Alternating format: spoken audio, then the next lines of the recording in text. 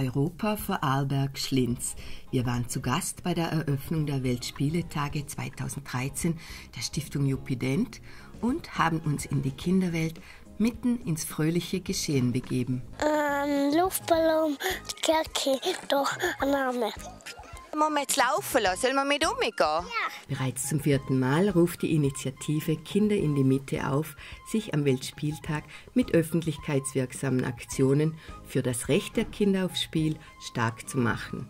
Es ist ein Aufruf erfolgt über die Initiative Kinder in die Mitte von der Vorarlberger Landesregierung an alle Kinderbetreuungseinrichtungen, Schulen, Kindergärten und viele mehr, alle, die sich mit Kindern befassen, und haben gefragt, ob man mittun will und sich beteiligen will am Weltspieletag 2013. Und da sind wir natürlich sofort mit dabei gewesen, haben uns mit unseren Kindern zusammengeguckt, die wir da betreuen in der Kinderbetreuung, und haben die Ideen gesammelt. Und die haben gesagt, wir sperren die Straße zur Einfahrt vom Jupident, verursachen ein bisschen Chaos und nutzen den Raum, der da entsteht, wo die Autos müssen heute alle draussen bleiben, zum Spielen.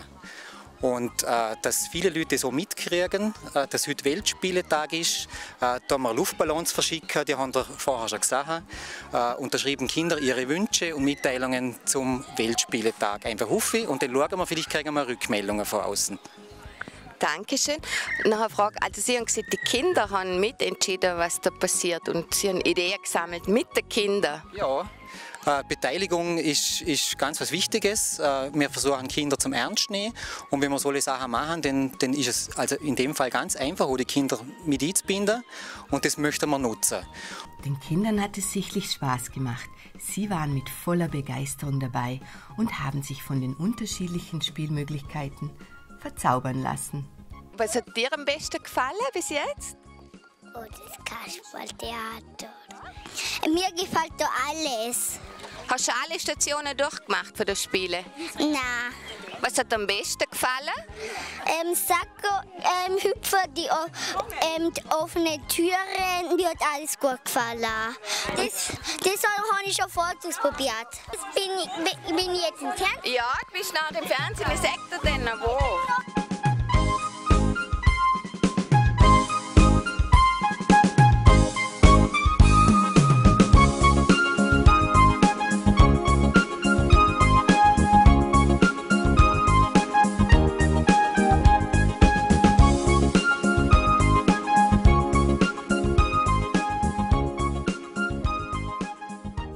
Die Landesrätin Dr. Greti Schmid ließ es sich nicht nehmen, persönlich vorbeizukommen, um sich selber ein Bild zu machen von dem bunten Treiben.